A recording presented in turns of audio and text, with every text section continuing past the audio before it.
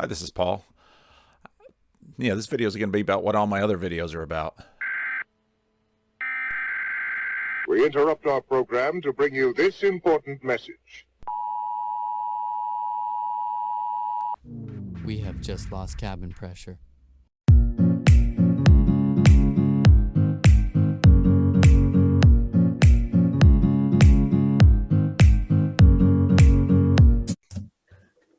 All right. Hello, everybody. This is perhaps a Randos record, I think. I don't think there have been 5 people on a Randos conversation before.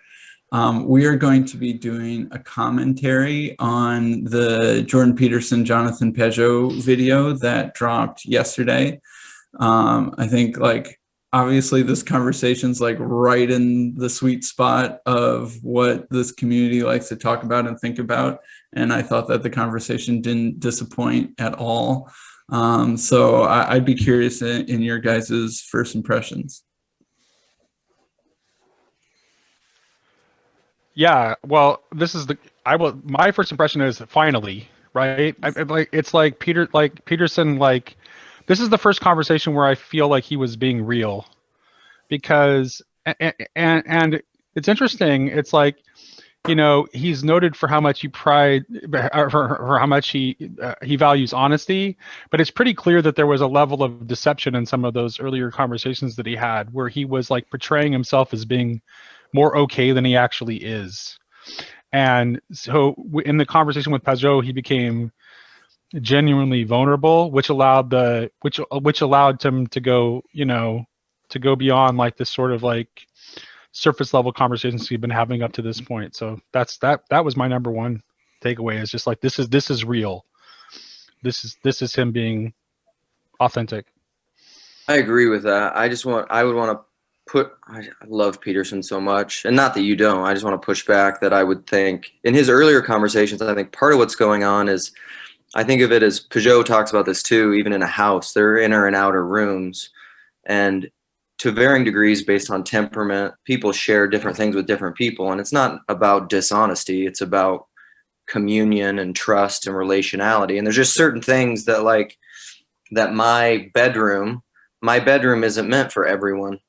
My kitchen isn't meant for everyone. The foyer is maybe meant for some people if I don't really know you. And there's just certain things I'm not going to share with you because I don't trust you. And I think Jordan Peterson was right to not trust a lot of those people, because he's dealing with ideologues and assholes, Yeah. So anyhow, just a little defense. I agree with you, but I want to.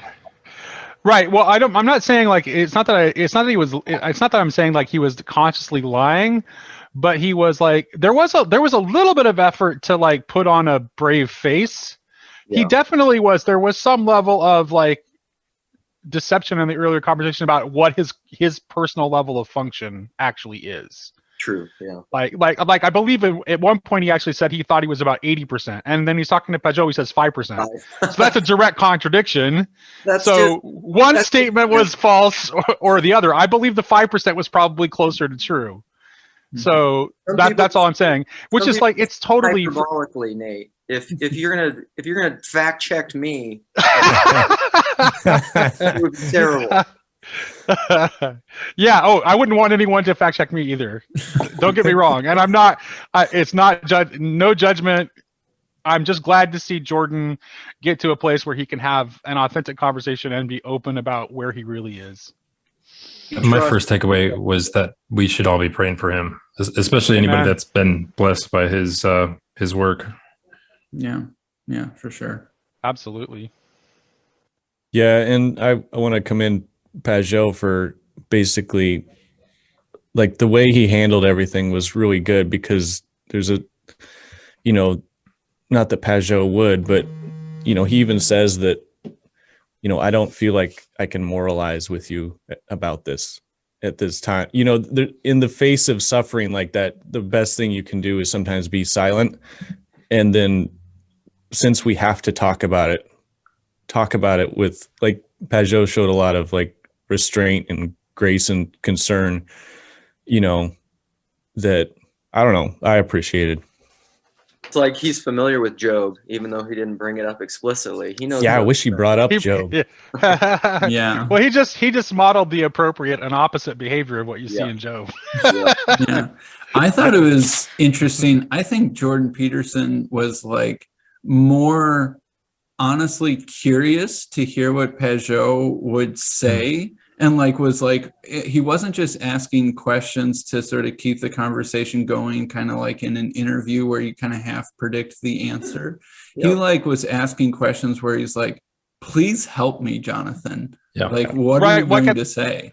Yeah, like Sam, at the point where he says, like, when he talks about him, he's like, you weren't born Orthodox. Tell me how you did it. Yeah. The way he said that, it's like, that was like he really meant that question from the depth of his being. Like, show me how it's done. I don't understand how you did it. I want whatever it is you have, but I can't see a way to it. Yeah. Yeah. That's a point I hope we really touch on, because his aversion to so-called Christianity and Christian practice and church, and even because that was a little joke in there, like, you're one of the few people who've actually seen me in church, and how did that go? So like he said before, like he doesn't want, he feels like his skin is like crawling in church almost. And it's not, and what's crazy is it's not, in my opinion, I think the reason he feels that way, a lot of it is whether or not his attention to it and his focus on it is misaligned in the value hierarchy, his own personal value hierarchy. That's something, it just is what it is. And I don't think that his reaction to that is necessarily off, I mean, his qualms with Christian practice in the church, I think, are legit, but like, I don't know. I hope we just get into part of that too. But All right. Well, it would need to be the right church too, right? I mean, I don't know what church he was in before, so Yeah, either Orthodox or like a crazy charismatic church where he doesn't need to sit still. Just Jordan Peterson running up and down the aisles waving banners. I think that maybe could work. yeah, Well, actually, that's actually like, okay, maybe this is just because I am Catholic, but since his wife is Catholic, that's actually one of the areas where I think like Pajot kind of overstated the case for orthodoxy a few times, I think. And it's like particularly as it comes to theosis, because like there definitely is within the Western Catholic tradition an understanding of theosis, maybe not as clearly in some of the later theologians, but certainly it's there in Aquinas for sure. And, I wouldn't like, especially since his wife is Catholic, that's not a tradition you'd want to steer him away from. Yeah. All right. I've got our first clip lined up. Let's see if I can pull this off, and hopefully the audio's on the recording when this happens too. All right. This is about 5-6 minutes long. Okay. Can you see the screen, everybody? Yeah. Yep. All right. Here we go. I'm going to do this on normal speed, just in case anyone watches us on 2x. I don't want to watch this on 2x and then all of a sudden Jordan Peterson's on 4x. I think that would be a little bit crazy. So might feel like he's crawling through molasses, but that's what I'll do. I think while I have been dealing with these, borderline religious issues, certainly not just borderline, there's lots of religious people who seem to think that I'm dealing with religious issues. And that's really what I wanted to talk to you about tonight. So this book I mentioned earlier talked about disagreements with my conceptualization of Christ, let's say, and I'm not sure what that conceptualization is, by the way, exactly. It's a mystery to me. But I can say some concrete things about it. I mean, I understand and appreciate the symbolic significance of the ideal human being.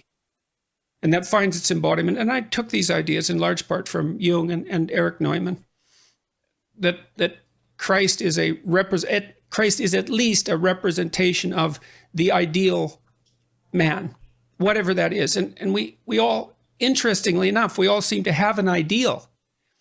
And that ideal has us. Hey. So this is where, okay, I just want to jump in a little bit, because Peterson is so, when anytime you're somebody who's so precise in their language and is being very intentional, has thought about things a lot, you have to really listen to what they're saying. And Peterson makes explicit, I'm careful in my speech. And so, like, I don't know, it'd be interesting to see what that book has to say about how they disagree with his conceptualizations of Christ. Because even there, he said, I'm not even sure what that is. So what you think you're disagreeing with, I'm not even that solid on it. But also, he's really careful because he's trying to talk about things within his area of expertise. So he talks about it within psychological terms. But he always, like, he said, it's at least this. He's not denying things there. He's leaving space. But I think when people who either temperamentally or culturally lean a little bit dogmatic and fundamentalist in their Christian traditions, they hear that and they're like, well, he's denying the incarnation. But like, listen to what he's saying. He's saying, like, I believe that Christ, and he's meaning Jesus, is the ideal manifestation of these archetypes. That's not a denial of things that you want him to affirm. You're just not listening well enough. Yeah. And this book that he's mentioning, that these Catholic writers associated with Bishop Barron, I think, like, that book is like looming over this conversation. It seems like you'd read it that morning or something like that. And so anyway, I'm curious to hear that book, but I think that's a large part of what's going on in this conversation. All right, I'll go back. Right. And that's where it's very interesting to consider the role of conscience, because your conscience will call you out on your behavior.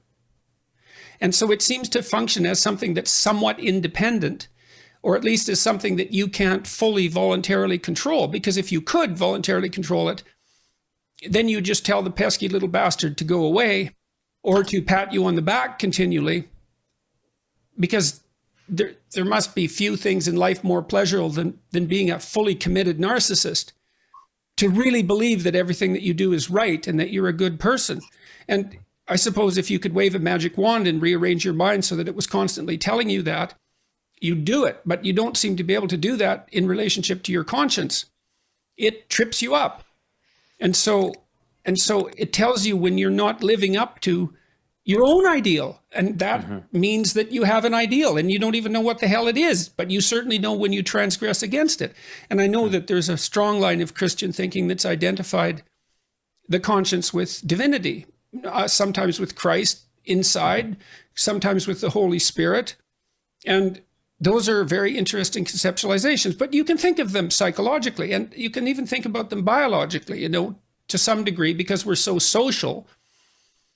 If we don't manifest an appropriate moral reciprocity, we're going to become alienated from our fellows, and we won't survive, and we'll suffer and die, and we certainly won't find a partner and have children successfully. And so, to some degree, the conscience can be viewed as the voice of reciprocal society within, and that's a perfectly reasonable biological explanation. But the thing is the deeper you go into biology, the more it shades into something that appears to be religious, because you start analyzing the fundamental structure of the psyche itself, and it becomes something. Well, it becomes something with a power that transcends your ability to resist it. So you can think about Christ from a psychological perspective, and the critic, this particular critic that I've been reading, said, well, that doesn't differentiate Christ much from a whole sequence of dying and resurrecting mythological gods. And of course, people have made that claim in comparative religion. Joseph Campbell did that, and Jung to a lesser degree, I would say, but Campbell did that. But the difference, and C.S. Lewis pointed this out as well, the difference between those mythological gods and Christ was that there's a representation of, there's a historical representation of his existence as well. Now, you can debate whether or not that's genuine, you can debate about whether or not he actually lived and whether there's credible objective evidence for that, but it doesn't matter in some sense because this, well, it does, but there's a sense in which it doesn't matter because there's still a historical story. And so what you have in the figure of Christ is an actual person who actually lived plus a myth. And in some sense, Christ is the union of those two things. The problem is I probably believe that, but I don't know. I'm amazed at my own belief and I don't understand it. Like, because I've seen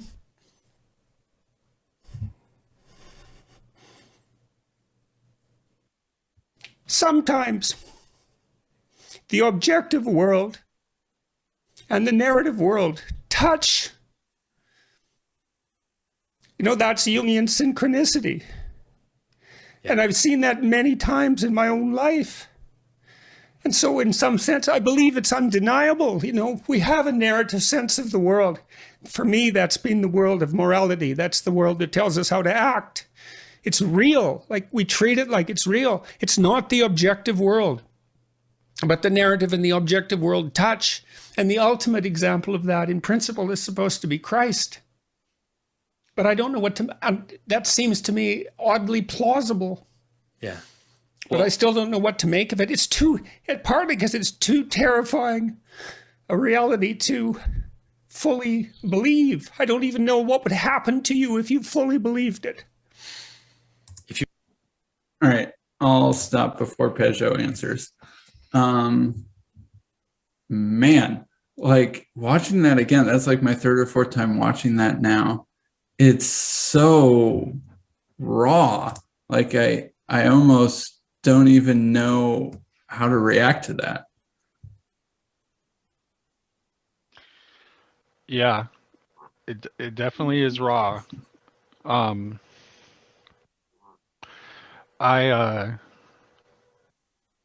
Yeah. It's hard for me because it's like you can't. The thing that I get frustrated about with Peterson critics is, I don't know, what do you want from the guy? Like, what more than that could you possibly want from him? Like, he's clearly he's struggling with these ideas and wrestling with them in a way that is genuine. I mean, you're not faking that emotion. And it's, he is, I mean, there's so much in like a technical way. You could wonder about the language that he's using and what exactly he means by it. And even being terrified by his own belief and that he thinks he believes it. I honestly think the difficulty with a lot of Peterson critics is that they can't understand what he's going through because he takes it more seriously than they do. And so I don't think they really understand his struggle because I don't think they've ever really wrestled with it to the degree that he's wrestling with it. Well, that's part of their irritation, I think, too, is because he's drawing attention to something and saying that we at least need to deal with it and pay attention to it, whereas his opponents are like, no, this is a thing we already discarded long ago that we don't even need. Why are you even bringing this up? Yeah. Like, this is just something from our past that you're trying to, that we've evolved beyond, and you're trying to drag this thing back. Like, why are you doing that? So actually, I think it's part of why they mistrust him, because it's like, that's exactly what they're afraid of. I really want to know because I do care about, I really want to know what he means when he says the objective and the narrative, though. Yeah. Like, what is his using narrative? What are those in his conception? I wish Jonathan would have asked him to clarify what he meant there. It's clear. It's from his maps of meaning, right? It's the world of action versus the world of things. Gotcha. Right. So it's like the narrative is, you know, what should you do? What is of value? And then the other one is just what is, you know, and what can be ascribed objectively through this scientific method. I was wondering when he talked about them touching, though, to me he's really getting close to participation there when he talks about those things touching, because that's because that, to me, when he says touching, that means interpenetration, right? So that means that the objective world is no longer purely objective. So just wait, I need greater clarity too, because even what you just said, Michael, I don't understand. And that seems to be confused with stuff I've heard Peterson say all the time. Because what's interesting is, like, although Peterson is a scientist, I think one of my favorite things that he's ever said and that he talks about, and they talk about in this video actually, when they talk about chairness and what makes things real and what makes you see something as a unity versus a thing full of its parts. Like, why do you see a chair? Why do you see a beanbag? And that's fundamentally, and the best illustration that I like is when Peterson talks about holes, and it's almost that reality, objective reality, is more about attention than it is about facts and objects. But like, that seems different than what he's saying there. So it's almost like Peterson is going back and forth between two things. Because I would say Peterson talked about like holes, and he says even biologically, and I think this works philosophically too, we don't see facts and objects. Like, those things don't exist. You don't see objects, you see potentials. You don't see a hole, you see a falling off potential.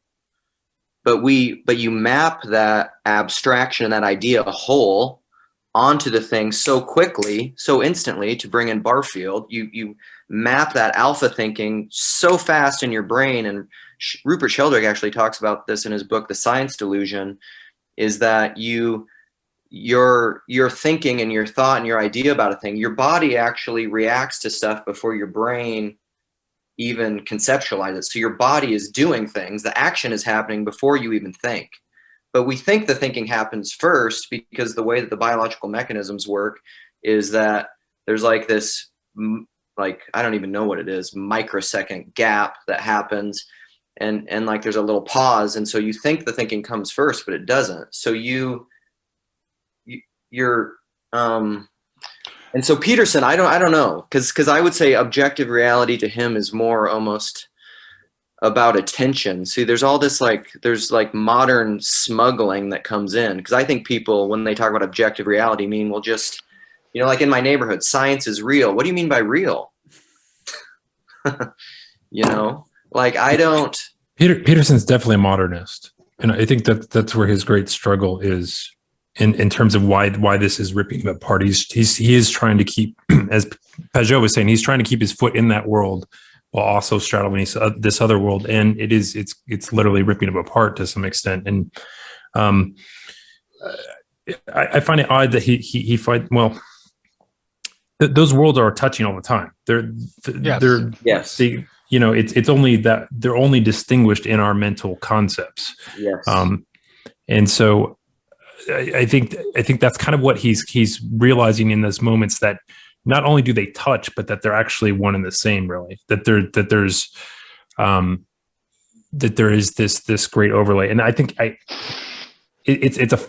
think he experiences that as a sort of falling into something that he doesn't want to do. He wants to keep his feet firmly on the ground of something he can control. And he's scared. He's scared of what happens if he trusts. And I'm glad that Peugeot led him down that, like, belief isn't about propositions. It's about trusting the author. It's suspension of disbelief in saying, okay, the author isn't going to waste my time. He's going to tell me a good story. Well, that's the basis of reality. I mean, this is stuff that we talk about in the Voxer thread all the time. Is reality, being, ontology is rooted in communion. And it's rooted in being a person. I tried to bring this up in my book club last night, and I feel like everybody just got mad at me and stared at me blankly. But like, the center of reality is personal, and that's why it's. I mean, this is where I've used the terms Eucharistic knowing and mammonistic knowing. Like, you either know things communally through faith, which is fundamentally non-manipulative, non-coercive by its nature. Or you know things in a way, you think you know things in a way where you can manipulate and control the world to your personal telos. But to step into communal knowing means you cannot step into communal knowing without relinquishing that sense of control over reality. which I think is like, it's interesting, Peterson Feels like a death. Right. Peterson talks about psychedelics a lot, but I don't know if he's ever personally used them or not. And if he did, I'm sure he would have terrible trips, because as long as you're trying to hold on to that point of view of control, and you're resisting the experience, which is definitely trying to kick you into another way of experiencing reality altogether, where that is just not on the table, then it's bound to be an unpleasant experience. And I'm like that, which is why I've had a lot of unpleasant experiences. But I know that that's why. So anyway. If you saw, because like that's what he's saying, he sees these touch points, which he sees most clearly in Christ, where the narrative, I think the story narrative thing is a helpful distinction, because I think of the story as what is. Like, story to me is almost like fundamental reality, whereas narrative is like your ideas about the story, which is necessarily a layer of abstracting from the reality.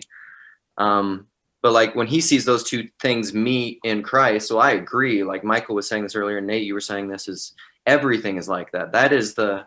That's what I call iconic vision. When you see everything is iconic, simultaneously transcendent and immanent, at the same time it's sacramental.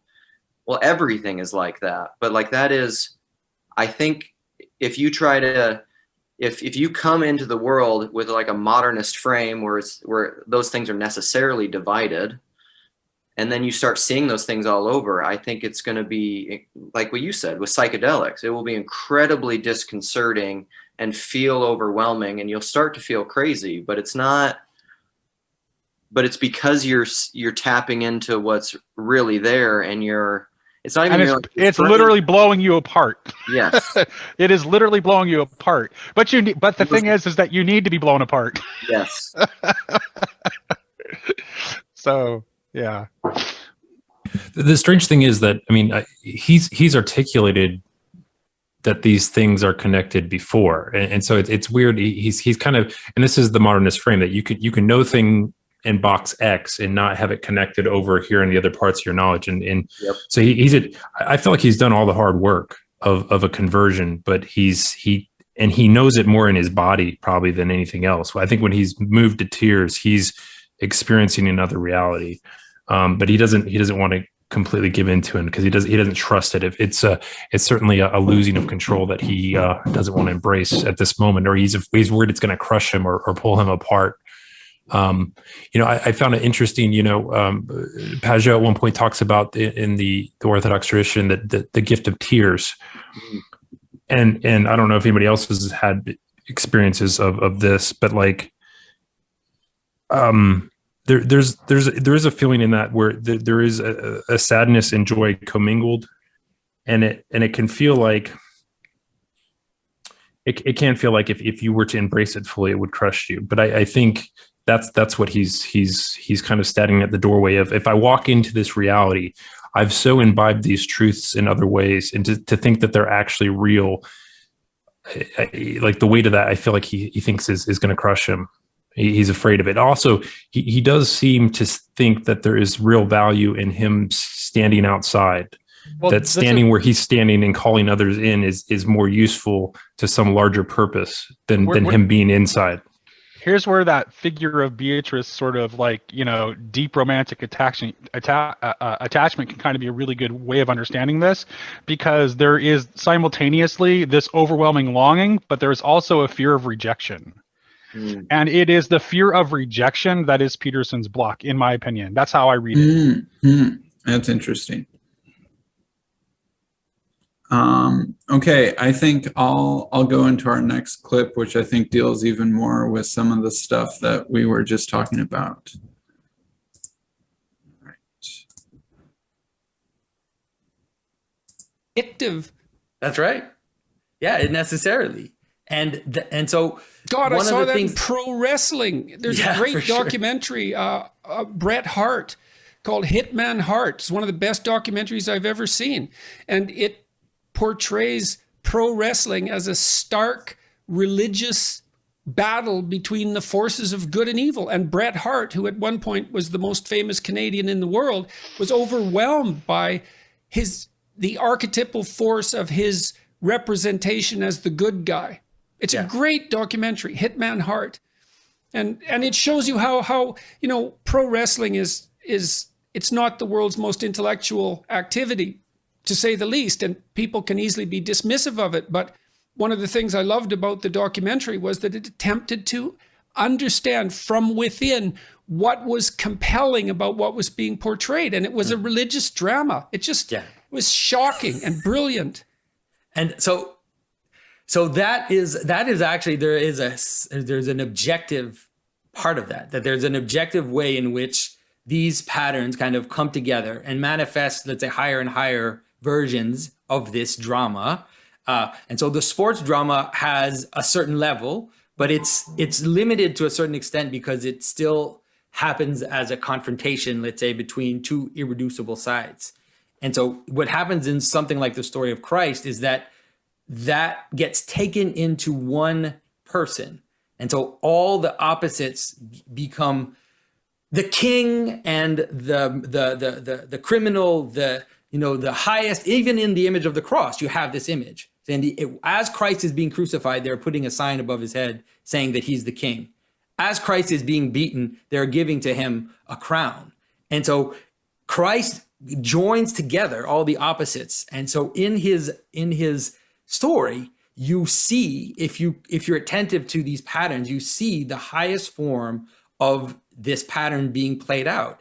And one of the aspects that has to be there for it to be the most revealed or highest form is that it also has to include the world of manifestation. I mean, it can't just be a story. It has to be connected to the world. So that's why Christians insist on the fact that Jesus is not just a story, that he's an incarnated man, that he was incarnated. But I don't believe their insistence. I don't believe, well, this is because it isn't obvious to me. And I think maybe I derived this criticism from Nietzsche, but people have asked me whether or not I believe in God, and I've answered in various ways. No, but I'm afraid he probably exists. That's one answer. No, but I'm terrified he might exist. That would be truthful answer to some degree, or that I act as if God exists, which I think is, I do my best to do that. But then there's a real stumbling block there because there's no limit to what would happen if you acted like God existed. Yeah. You know what I mean? Because I believe that acting that out fully, I mean, maybe it's not reasonable to say to believers, you aren't sufficiently transformed for me to believe that you believe in God, or that you believe the story that you're telling me. You're not a sufficient, the way you live isn't sufficient testament to the truth. And so people would certainly say that, let's say, about the Catholic Church, or at least the way that it's been portrayed, is that with all the sexual corruption, for example, it's like, really, you believe that the Son of God, that Jesus Christ was the Son of God, and yet you act that way, and I'm supposed to buy your belief. And it seems to me that the church is actually quite guilty on that account, because the attempts to clean up the mess have been rather half-hearted in my estimation. Yeah. And so I don't think Christians don't manifest this, and I'm including myself, I suppose, in that description, perhaps, don't manifest the transformation of attitude that would enables the outside observer to easily conclude that they believe. Yeah. That section kind of reminds me of like the ontological argument, right? Which is like one of the most kind of controversial but interesting proofs for God. Like, imagine a being greater than that being. Okay, keep doing that until you're imagining the greatest possible being. And we all know that it's greater to exist than to not exist. So therefore, the greatest possible being exists, and that's God, right? And some people are like, wait a minute, you pulled a fast one on me. And some people are like, well, yeah, that makes intuitive sense. And, you know, I think Anselm was sort of the originator of that argument, and people have argued about it back and forth for a long time. I think Descartes liked it, but other people don't. It's sort of like, all right, imagine a story. Okay, make the story a little bit better. Okay, you know, you've gotten to the point where it's the greatest possible story that can be told. Okay, and we all know that stories are better if they're real than if they're not real. What exactly that means is hard to say. So therefore, the greatest story ever told has to happen, right? And then it's like, well, wait a minute. I'm not sure. Some people would be like, yes. And some people are like, no, I can't follow you that far. And I feel like that's exactly what Peterson is doing. It's like, well, yes, I have to admit that Jesus is the greatest possible story ever told. He seems to seep into everything. It's like, he goes down the furthest, he goes up the highest, right? You know, yada, yada, yada. But is this just a really good Harry Potter novel? Or is this something that you can base your life on? I feel like that's where he's at. But don't you think that's what he's kind of saying is, I do believe that, like, it makes sense to me, whether it's psychologically, whether it's archetypally, whether it's like when Peugeot was talking about, it's the union of all these things. He's nodding in agreement. You know, he's being crucified and crowned. Peterson acknowledges all of that stuff, but then where does he go? The problem he has with that is that all of the church and the professing Christians, he's like, I don't think you really. What it would mean for me to believe that terrifies me, and the incarnation of all the believers in that profession. He's like, you don't act like you believe it. So to me, it's really coming down to not an ontological argument and an abstraction of like, this makes sense, and like, this is rationally cohering and making sense. You know, it's a James thing. Like, even the demons believe and shudder. The demons believe in God. But Peterson is saying, you're not acting like saints. You're acting like pedophiles. So like that's a struggle, I think, it's the, you know, like the Buddha quote people love to bring up. Like, I love your Christ, you know, but I don't believe these Christians. And I think that's a struggle that people really have, which probably let the record show that was a Gandhi quote, or Gandhi. Yeah. Again, fact check me. See, I don't, my facts aren't good, Okay, but then now, that's why he rides in church. So here's the thing. I'm glad Sam, I'm glad you pointed that was Gandhi, because I think like here my Christian anarchism is going to come into the conversation, because I think that the problem and the reason that Peterson's not able to see that is that in the process of being focused on preaching the gospel about Jesus, the church lost the gospel of Jesus. Like, where are the genuine kingdom building efforts in the church today? Like, especially in the modern age where we have allowed the secular market state to like take over every single aspect of life that the church used to have a role in. Like, where is that? And I think that it might be easier for people like Peter to see that if we took the gospel of Jesus as seriously as we took the gospel about Jesus. And I bring that up because of Tolstoy and the connection to Gandhi, because Gandhi was heavily influenced by the kingdom of God is within you in establishing his nonviolent movement. So I think that like we can't, Christians need to like seriously take nonviolence seriously, or it's going to perpetually be difficult for people to take what we say about Jesus seriously. If we were living in a way that was in accordance with the gospel of Jesus, it would be easier for people to believe the gospel about Jesus.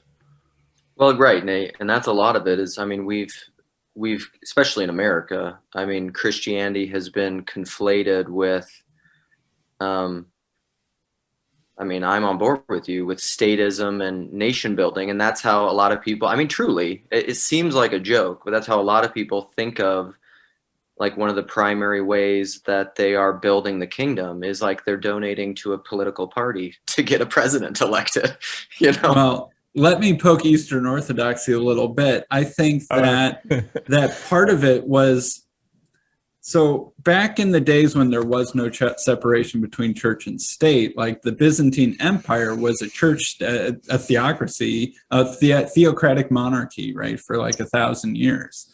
And so when the state, extends some poverty program, say, imagine, the welfare reforms of 800 AD in Constantinople, right? They are viewing themselves as kingdom building when they do that. When they conquer some lands from the Muslims, sorry about that's a violent example, but they are kingdom building, kingdom expanding, etc. Right? They can tie those things together, right? When the state does something that is Christ-like, it is the kingdom of God because we have, the patriarch and the emperor, etc. And that literally, in some sense, was Christendom, the same way that the church is the one true church, the empire was the one true Christendom. And, that kind of has fallen apart. It fell apart in the East, it fell apart in the West, and who knows if those two things could or even should ever be tied back together.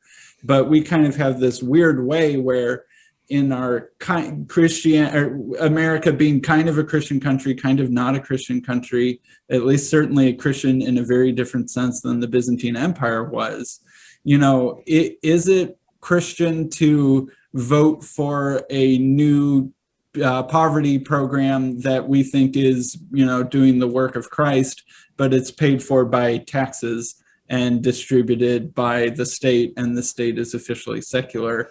And so I think that's part of, and that's related to what Peterson is saying, right? Like where is this kingdom? Where are these Christians? Where are these alleged saints that are supposedly believing that the story became real? Because all I see are pedophiles and creationists. Which is the very legitimate question that Jacob keeps asking too, right? It's like, if we want Jews to take the Christian claims seriously, then we need to take the kingdom seriously. Yeah. But this is where I don't know, I agree with you. I mean, with those critiques of orthodoxy, but and I haven't read The Kingdom of God is Within You, but I'm very much with Nate with Christian anarchism and also Christian personalism, and why, again, back to the whole like two different ways of knowing, whether it's communal, Eucharistic, or mammonistic, which is about coercion and control, where you're trying to fix the world through systems and external things. But Christianity is fundamental, like, how do you change the world? You die. Chesterton, what's wrong with the world? I am. Like, it's very,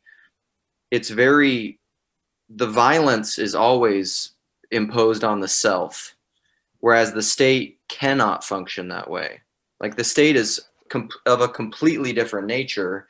And I think that's the struggle. I think that's the struggle with a lot of Peterson, is he sees all this institution and structure and churching stuff as a lot of mammonistic knowing, as a lot of control and manipulation, and he is, I think, rightly repulsed by that. And so I think he has this internal dilemma and conflict of like, I'm very compelled by this vision of Jesus and Christ, and that all makes sense to me.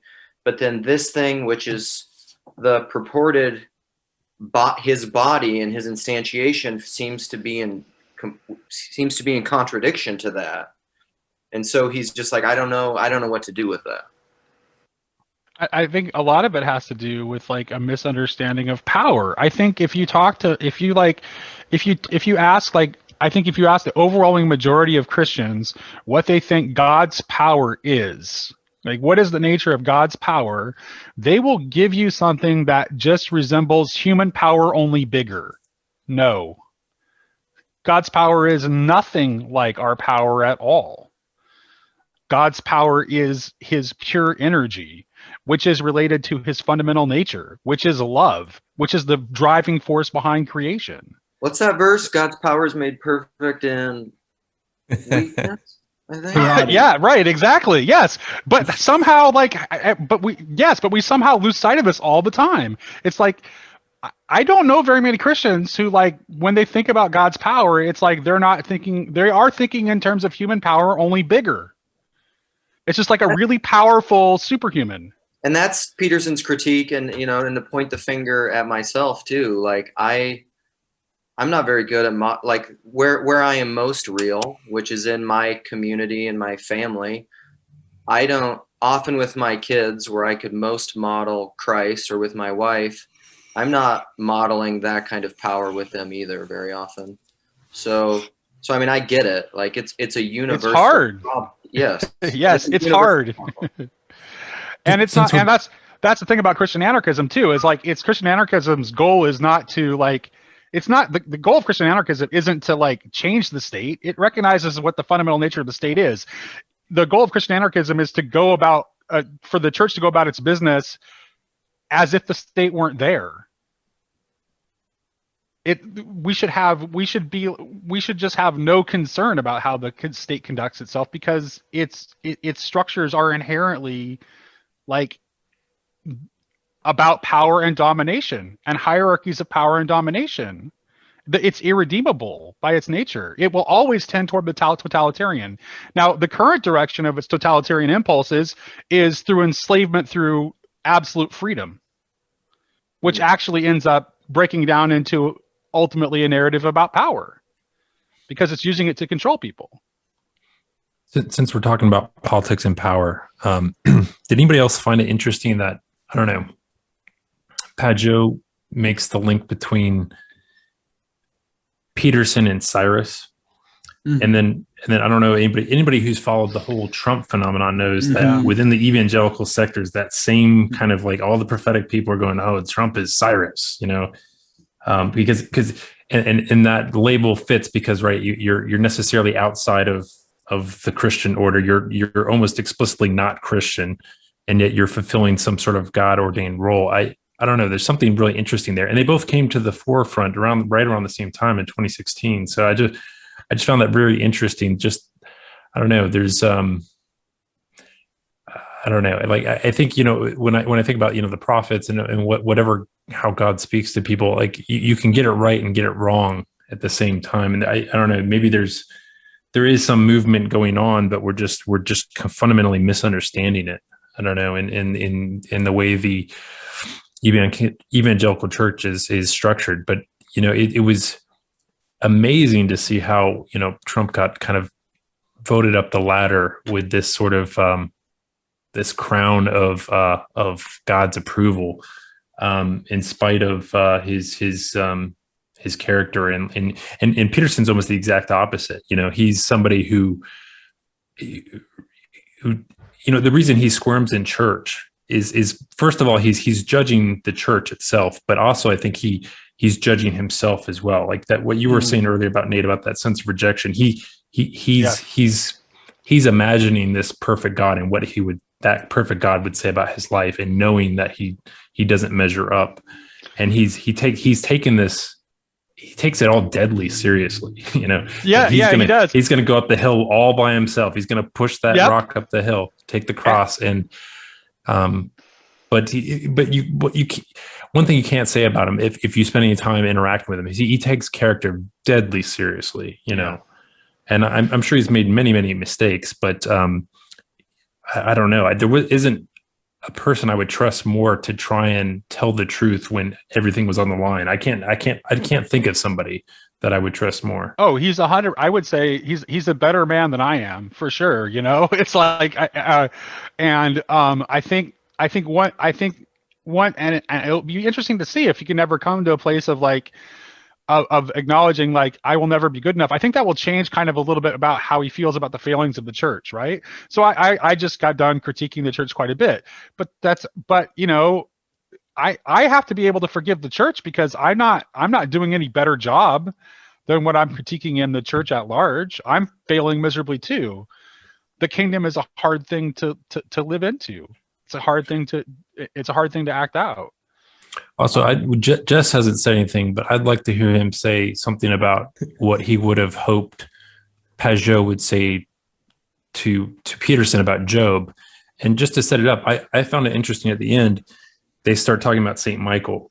And Saint Michael famously is the archangel that in the Bible is always purported to be fighting with Satan directly, right? And Satan plays a really interesting role in that story of Job. And I don't know if anybody remembers this. I'm sure some rando out there can recall chapter and verse, but somewhere Peterson tells a story where he has this dream, and in the dream he's fighting Satan, and then God at the end tells him, "Well, I'm letting you fight Satan because I know you're going to win." Does anybody remember that? I don't know where that came from, but anyway, I feel like that's almost verbatim what the story of Job is. Yeah. Yeah. Yeah. I mean, I've been, I kind of don't know where to start. Like, I wish there's something between, the suffering of Job and the renewal and the birth of creation. And then you see this also in the suffering of Christ. And so when, the symbolic way of seeing it is Christ goes to the cross, and then when the soldier stabs him in the side with a spear, out comes a rush of water and blood. Well, that's birthing fluid.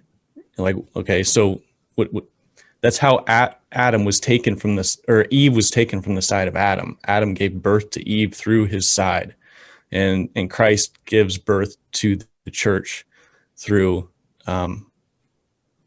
the suffering of the cross. Now, I bring that up because it's like what Sherry was asking just earlier on Voxer. What's that pattern between why do good people suffer? Well, it's almost like it's almost just a childbirth narrative. You have the woman who carries the child, and then the birthing process is painful. And I wrote down Jonathan Pajot is like a midwife in this video. He's like Peterson's just like sweating and like, what's going on? I can't do this. He's like, yes. He's like, well, let's talk about trust. Let's talk about, and he's like just so calm and like just trying to keep, you'd be like, I'm not going to moralize you right now, honey. Just keep going. Yeah. and that's, you don't. So when my wife was, I was a terrible, terrible support person for my wife when she was giving birth to our sons. And it's one of my regrets, but for our youngest son, we had a really good midwife, and she was just like always there. What do you need? And my wife will be like, I need to stand up. All right, stand up. Like, I need to sit down. All right, let's sit down. All right, I need to get in the bath. Let's get in the bath. There was no there's no rationality to any of it. There's no talking to her. It'd be like, you don't really need to lay down. You're just giving birth, and you just need to go through this. And like that was kind of my attitude, and I was such a bonehead. Anyway, but so Sherry asked the question, like, what's this pattern of like this sort of the good person ends up suffering, and why? Well, Job suffered in a way it's too complicated to just get through here, but Christ suffers to give birth to the new creation. He literally starts the new creation through what he does. And so is that what's going on here? Peterson's definitely given birth to something. I mean, we're having this conversation right now because of him. Well, and here's the thing though. The child could be stillborn. The mother can die. Mm-hmm. Yeah. Yeah. So hence we should all be praying for Jordan. Yeah, it's not clear what's happening or what will happen. And I'm like getting emotional about this, and it's part of it's about Peterson, but it's just part of it is you know, just our culture and our future and stuff like that. And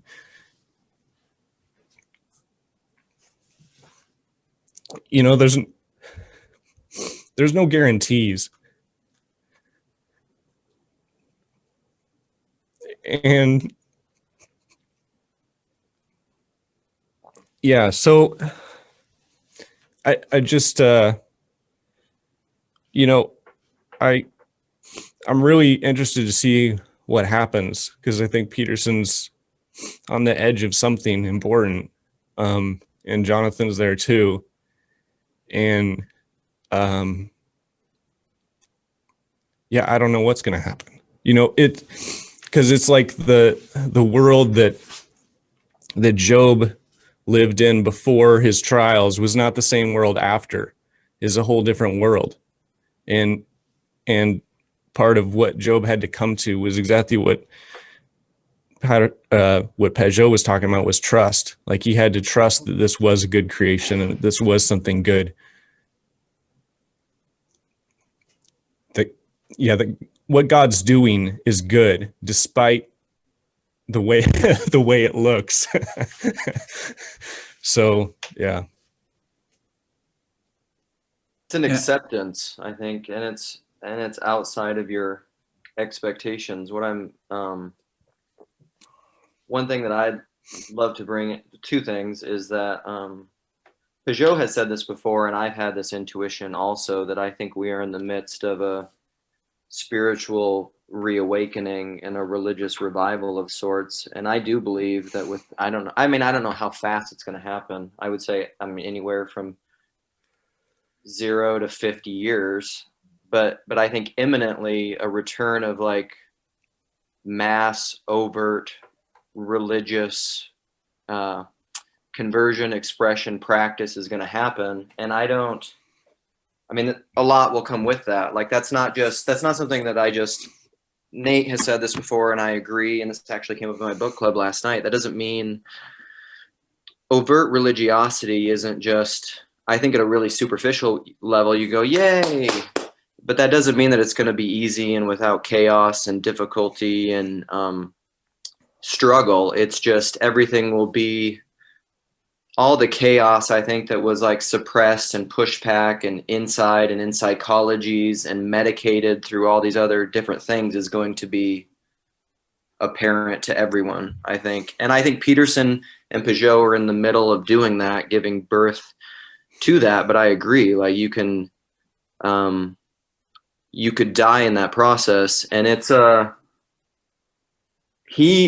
what I see is happening is like the death of, I see the death of identitarianism happening, both inside and outside the church. And I think a lot of that is what Peterson is like, because everybody from every angle wants to use him. The people that don't like his, what they perceive to be his politics don't like him, and they use him and they write hit pieces. Certain people in the church, when he doesn't say the things they want him to say, don't like him, and they want to use him, and they write articles. Everybody is they want Jordan Peterson to be a superficial, I would say idolatrous avatar for their identitarian projects, and he refuses to be it, which is a big part of his suffering, combined with health and personal things and stuff like that. But I don't know. He is a Job figure, and it is a trust figure. And I think personally, that's what's going on with Jordan right now. It reminds me of Paralandra, and I bring this up a lot, but it's the Green Lady, and it's one of the most prominent things that stuck out to me is when she's talking to Ransom, when she first sees Ransom, and she mistakes him for the king, and she's excited to see him, and then he shows up, and she has. It's funny because her reaction to that is like, "Oh, I thought it was the king, and it's not."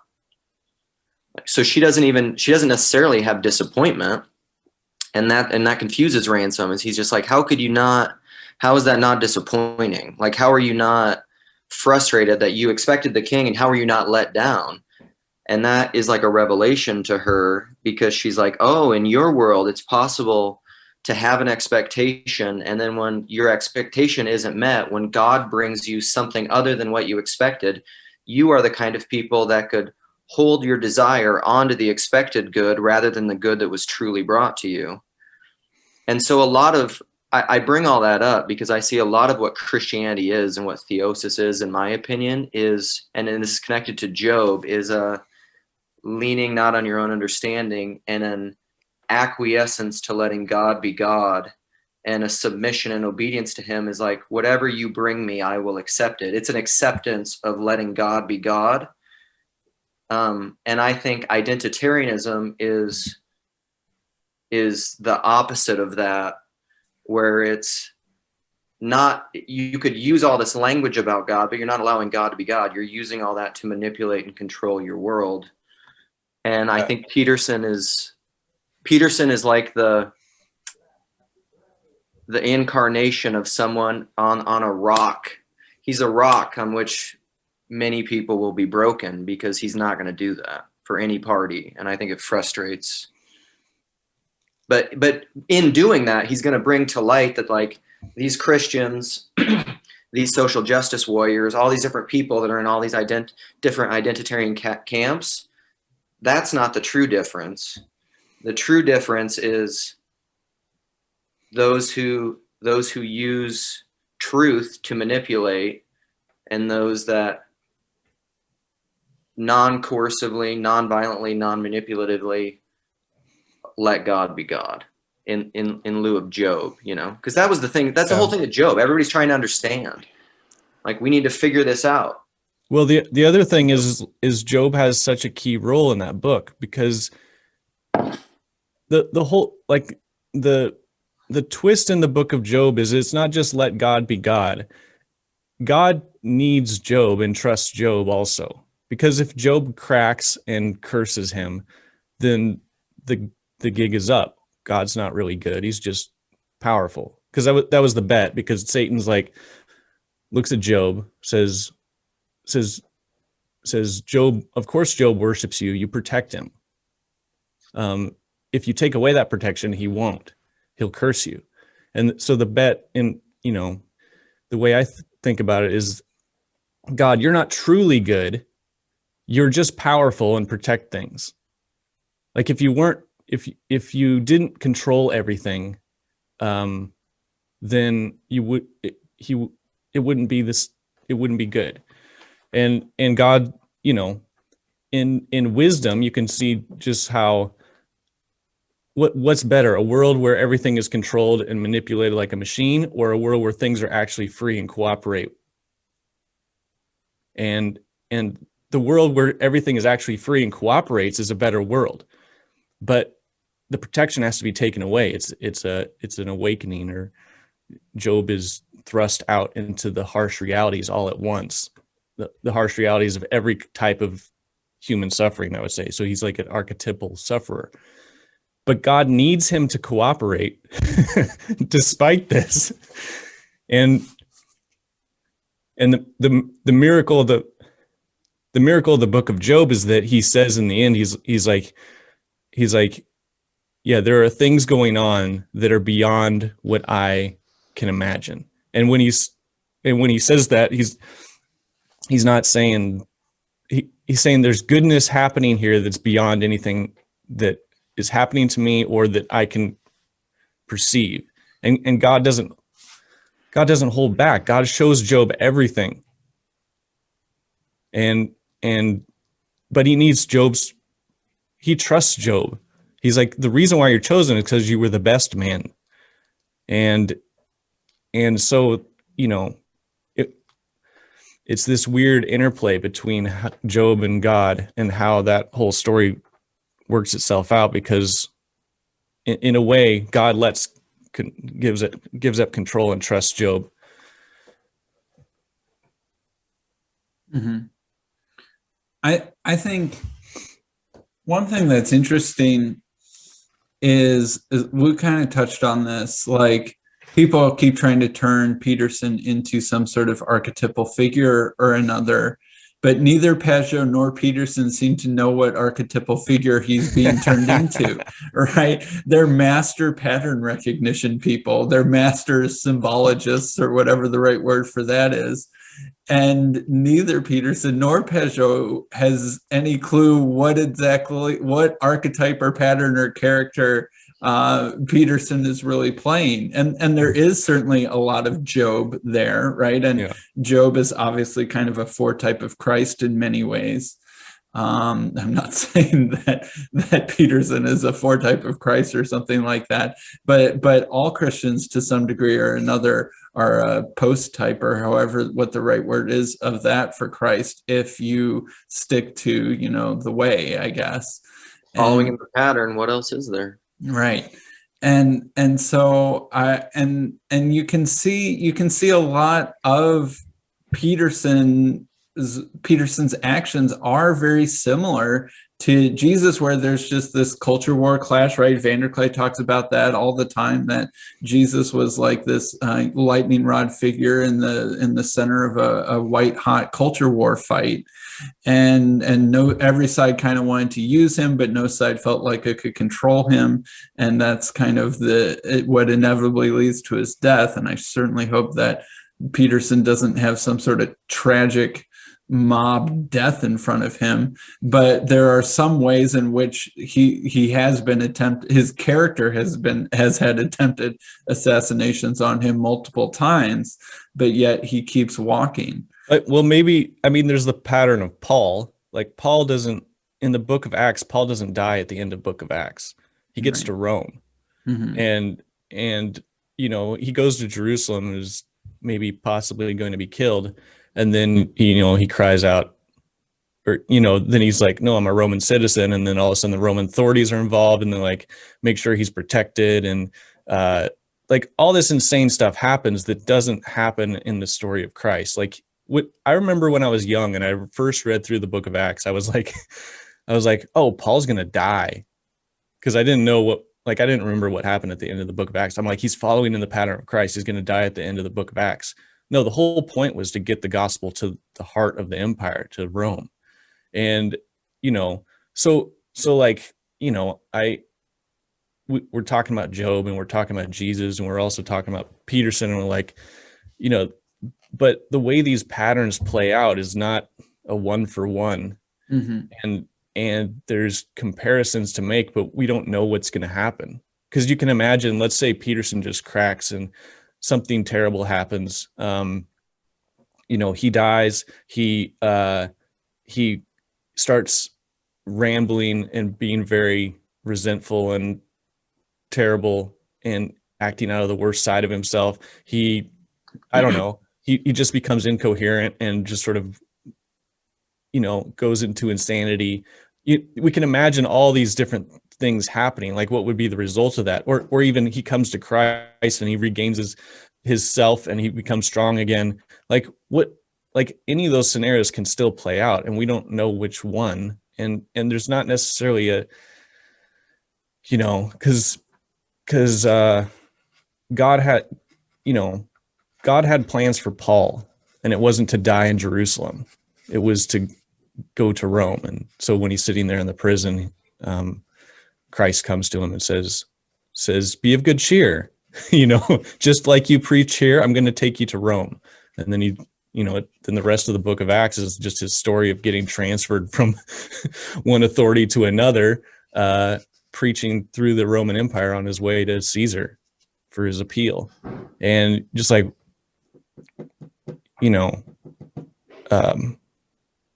so I'm very interested in Peterson's story. And even though I see parallels between and Jonathan being a midwife or whatever, it's weird stuff to say, but who knows? It's a strange time. Well, I guess that's because at the end of the day, a person isn't an archetype, right? Right. Which is part of what the Catholic critique in the book that Peterson was talking about. I'm pretty sure that's it would run along. I haven't read it, but I suspect that it's going to be similar to what David Bentley Hart's critique of Peterson is that the archetype of Christ is not Christ. like this, you were talking about an actual, and like an actual person can never be reduced to just a mere archetype. So, and may in fact overlap with many archetypes simultaneously, because persons are relationally defined, and archetypes are sort of like these sort of general categories, and a single individual person can actually fit into multiple archetypes simultaneously.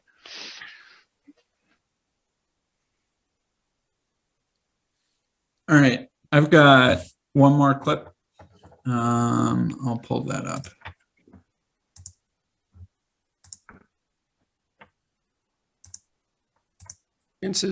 Which I can't really relate here, that of the necessity for that community is that this, whatever our fundamental moral load is, immense though it is, crushing though it is even, requires the participation of others. So even if you were the perfect you would need other people to be along with you. It's a collective enterprise, even though it's an individualistic, even though it requires the perfection, it requires as much perfection as is possible at the individual level. That's not enough. There has to be that communal element as well. You need help. We all need help to aim as high. The highest aim requires communal endeavor. Yeah. And it's also because it actually is the way that everything works. You know, it's like the chair aiming to be a chair is a constitutive of parts which are joined together towards a same goal, and therefore hold together as a being and manifest the chairness of the chair. And that's the same with you. You have all these thoughts, right? You have all these feelings, all these contradicting things inside you. And you need, by aiming up towards, you know, I believe that the image of Christ, let's say, by aiming towards the image of Christ, you constitute your being into that being that's able to attend, to sacrifice, to love, and then that scales up with people. I agree. People well, together. And I think you are aiming, and this is something else I tried to point out to Sam. You're either aiming at Christ or something lesser. Yeah. Or if things get really out of hand, you're aiming at something opposite, and you don't want to be doing that. And this is a matter of definition in some sense. And it's actually not impossible to understand, is that you aim at something better, generally speaking. I mean, maybe you're out to cause pain, but forget about that. You aim at something better. You wouldn't do it unless it was better. In fact, it virtually defines better. Like the whole idea of better is predicated on the idea that there's an aim that's beyond you. And then the highest of those aims is the highest aim is the amalgamation of all higher aims. And that's a perfect mode of being. And that by definition, that's a psychological perspective again. That by definition is Christ. But then there seems to be something too convenient about C.S. Lewis's insistence that also had to manifest itself concretely in reality at one point in history. And I'm not like,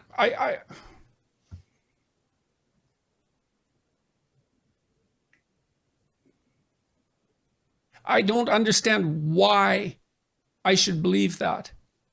And I tend not to believe things without a why. There's always a why.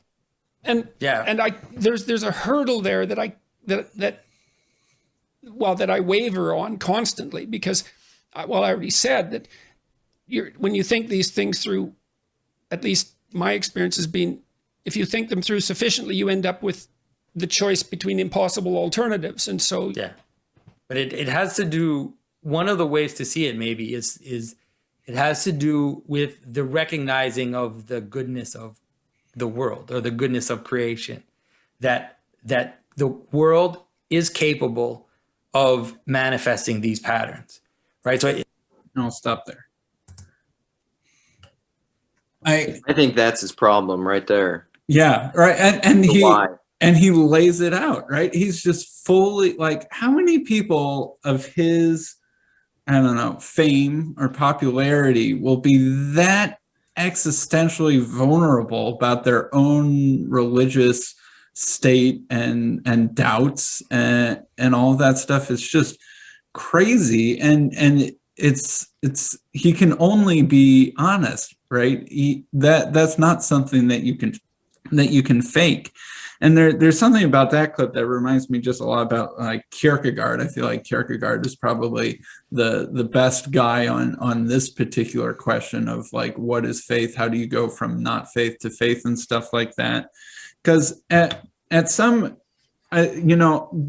reasons, like I have a 2.5-year-old daughter, and she's currently in the midst of the why daddy, why this daddy, why that daddy. And sometimes like, no, I just got to the last why, honey. There is no why after that one. That last answer should have satisfied your whys. And Jordan seems kind of like he's there with this whole question of faith. Jordan, there is no more whys past some point. Like Jonathan Peugeot starts talking about, recognizing the goodness of being. I think that honestly, I would say, Jonathan, like, the recognizing the goodness of being is actually kind of downstream from the faith thing, right? I don't think you go from the goodness of being to having faith in it. I think it's the having faith that turns you into the sort of person that sees goodness in being. I don't think I For think the goodness. Yeah, the goodness in God, not necessarily being what is being. The goodness in God can maybe help you with faith. But when you were talking, like the why thing, I've realized this a lot. So I have kids. My oldest is 13, and this happens a lot. He's a smart enough kid, and so he is. He's very much debater and an arguer, and something that I've begun to discern in my kid, and I've started just telling him, is because it's interesting because it parallels my own kind of religious and theological journey through kind of more of a abstracted modern rationalist Christianity to where I am now, which is much more communal and knowledge as being and personal. But like with my son, this happens all the time, is like we get into conversations, and very soon I realize where when we're talking about something and there's something, I've come to the realization, I can see the pattern, that's what's happening. And I do the same thing. So it's not just my son, but there's something he wants. There's an outcome that he wants. And so he brings it to me as the authority and the one who's able to give it to him. And we start watching Netflix, something, wanting a treat, whatever it is, wanting to go hang out with a friend. And we start having this conversation. And a lot of that is that what's going on right there in this talking. Theoretically, it's what I call non-talking talking, but we're having this back and forth of we're giving whys. He's arguing his point, saying why he wants what he wants, and I am either just letting him do it, or I'm telling him why we're not going to do that. And there's a lot of times where that conversation, it happens with my daughters too, where that conversation keeps going and keeps going and keeps going, and I realize, oh, this isn't real communication. This is just people leaning on their own understanding, giving the whys and whys and whys and whys and whys. And so I've gotten to the point of what's essentially happening with my son is that he's not believing something if he doesn't. There's a way you can do that honestly, and there's a way that you can do it dishonestly. Like he's maybe just arguing to get his way when he maybe really somewhere subconsciously sees my point. So that's one thing. I don't think Jordan Peterson's doing that, but there's also a way in which you can be like, I'm not going to do what you say, Dad, until I can understand it. Well, then though, what's happened though there is like, you're no longer the relationship. Then your obedience to me it's not to me. It's to your abstracted ideas. It's to your answer to the why. So you're actually submitted to your reason. You're not submitted to me. So that's not faith. That's rationality. That's disembodied, depersonalized rationality. That's not trust in a person. So I've gotten to the point with my son where I'm just like, you're not submitted to, you're not obeying your ability to understand. That's not what you're obeying. You're obeying me. And I'm not going to play the game where I'm explaining it to you and giving you the why. I'm not going to do that anymore. You obey me because I'm your father. End of discussion. And I used to hate that answer. Like, you know, when people there's a lot there. Yes, there is. When people used to say that, like, you do it because I said so. That's actually a theologically beautiful answer, but people hate it. Yeah. So, you know, just really quick on the fundamental goodness of being and God. I think you're just positing the same thing. And let me. I'm going to bring Paralandra in for you here, Luke. Okay. I think that the image of the fixed land and the floating land is perfect to understand the difference between the mode in which God is, like true being itself, absolute existence. The fixed land represents that, right? Because it's absolutely like solid. It exists in an absolute sense. Whereas the floating land, this is our natural state. This is how, because we're in the land of becoming. We're constantly in a state of change and flux, and we can't. So we have this desire. So we have to give up that desire for certainty. I mean, that's really. I mean, we can't. We can have. All we can have are the best reasons we can have in our finite mode. We are never going to be able to have that absolute certainty, which I think is kind of what Peterson is longing for. It's like he wants to know the why of all whys, like the why that cannot be challenged, like this absolute, like fixed ground. But that is not a position open to us in our mode of being. Yeah. Which is why we always, and this is true not just about faith in God. This is how we have to operate in the world. Yep. If you waited around for absolute assurance of anything, you could not live. Right. You could not function in reality.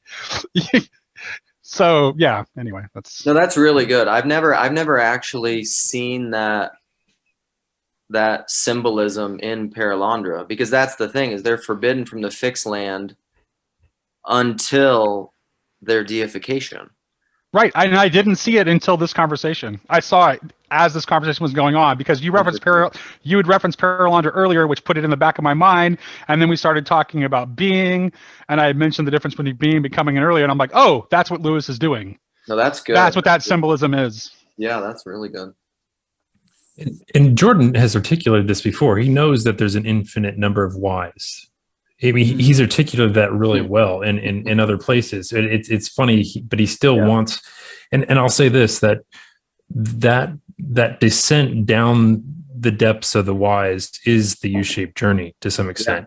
Yeah. And there's a reason why we have a high status for that, because there is a real suffering for other people that you can take on by going down those paths. Like, in some sense, I know Descartes becomes a villain in a lot of our stories because of like, oh, he created this, separate world. But there was he initiated his own sort of U-shaped journey with this radical doubt. And there was benefits that other people were able to reap from his going down that path. And I think the problem we have today is that most people don't actually go down the radical doubt path. They try and cite other people's works, and it's more of a status game because we have so much status associated with doing that. But I think he's playing that game very honestly. But I think he could, you mentioned Kierkegaard. I think of that story of, the king and the milkmaid, and that's really what he needs to see things as he's like, well, if God's real, why, and I've been in this place, why doesn't he just write it in the sky? Why doesn't he leave this, like, I follow this, this detective novel to the end, and I find the key, that fits the lock, and I'm there. Now I'm a Christian. And and in the laws of mathematics somewhere, it's like, I am God, I exist, here I am. Yeah. But that's not how a love story works. It's a love story. God is a lover who wants to be pursued. That's exactly it. And he could come that way. He could come like the king, with his banners and overwhelm the milkmaid and be like, I'm the king. You love me, right? You want to be rich and successful and powerful and all these things. Come on, love me. And that's not what he wants. Because it wouldn't be love. It's not. Yeah. It's actually not what you want. I mean, here's the mercy: is it's also not what anybody else wants. They maybe think they want it. They don't want that. Yeah. Yeah, he doesn't. No, we don't want that either. If we were going to write our own life story, we wouldn't want that either. Right. Right. It's a deception. It's, I mean, this is all deceptions. All deceptions look real. I mean, Christ, Antichrist. That's it. That's all there is. The real thing and counterfeit. That's it. Everything's like that. Yeah. And the end goal is theosis, right? Which is, it is a sexual union between the bride and the bridegroom. And we're kind of in this intervening period before the wedding is consummated. So there is, there's a lot of trust that goes into that period. And if we didn't have that longing for that certainty, we would not be drawn into the process of our own deification to begin with. No. So I mean, that's like it's like, so even though we have a tendency to let it to get carried away with it and let us lead us astray, it's also the very thing that will lead us, if we follow it all the way to the bottom and we reach the bottom of the U, that's what will raise us back up too. Which is where this is, and I'll just say it, I say it every time I talk about Jordan Peterson in any conversation. My favorite thing about him is tell the truth or just don't lie.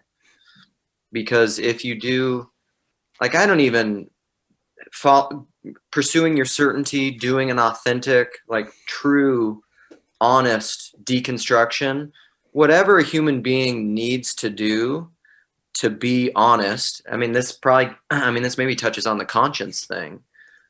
It's never wrong to follow your genuine conscience, ever. Except that you can trick yourself. Like, I found it interesting earlier when you talked about the whole thing. Like, well, we wish we could just trick ourselves into having our conscience tell us that we're good people, but we can't. But I think he forgets his own lessons there, because we can by degrees. We can envelop ourselves in deception over and over and over to the point where, okay, now my conscience tells me I'm a good person when I go, rip off bunches of people because I give some amount of it to charity or something like that. I mean, there's all kind of games we play, and the deceptions get layered upon each other to the point where our conscience can deceive us. I think he's elaborated that very well in his lectures. He talks about that because he's like, that's why the Dostoevsky is like, do not lie, especially to yourself. And Peterson, I've heard him riff on that, saying essentially, because then what you do is you contaminate your the organ itself, your organ that is able to see deception, you pollute the very thing. And then it just becomes this, caustic, just like insular closed system that just gets worse and worse and worse. So the worst lie you can say is to yourself. But at the same time, we can't be so afraid of deception or illusion that we remain paralyzed. Or paranoid. Or paranoid. Yeah, exactly. Paranoid, yeah, exactly. Mm-hmm. So. Mm-hmm. Well, I gotta get running soon. Maybe we should kind of wrap this up. I don't know if anyone has some good final thoughts to get off their chest. Well, I just wanted to say the three things that Jonathan really emphasized, which I think are just vitally important for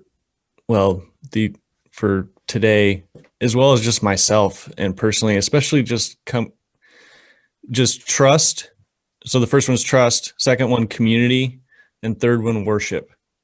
And all these, like, we as modern Americans or Western folk, we have a lot of problems with these: trusting God, being in true community with each other, and then also worshiping. I know in that last one, like I have, because you want to, like, worship is a letting go, and it's almost a practice of trust and being swallowed up by the thing that's larger than you. And we want to, like, rationalize it. So, like, I'm going to worship because I know that it's the right thing to do or whatever it is. And so I just really like those three things that Jonathan brought up during the whole talk. Yeah, worship is, I think, at its core, it's like it's just like it's an acknowledgement of our proper position, right? Mm-hmm. So Mm-hmm. Just so hard, because this is where the deconstruction, is helpful probably, because, like, even that, people's aversion to it. You can hear Peugeot when he kept saying worship. He's like, people aren't going to like it, but that's because they have ideas about it. Like what a lot of people just, like, intuitively, instinctually feel, because I feel that way too. I mean, you can have that. When you think worship, you're not thinking like a joyful participation in what you most value, which is inevitable. Like that's kind of what worship is. They're seeing the avatar and like the front of that documentary Jesus Camp. Like that's what they see. You know, they see like a manipulated 10-year-old girl like crying at a charismania camp. You know, that's what they see. And that's, you know, and that's something people have to work through. Like for them to be authentic, for Christians to come in and just be like, if that's the word association they have, and they're just like, and then Christians come in and be like, you got to worship God, and they're seeing this gross thing, like, yeah, it's a lie for them to be like, yay, worship. It also forces them to bring into question their fundamental assumption, because like the entire project of modernity, for sure, and I think postmodernity in another mode, is assume that the starting point is assume there is no God. Now what can we know? So it's an theism. Let's tease panentheism. There you go. So yeah. All right. With that last note, see panentheism. I think that's a good place to end.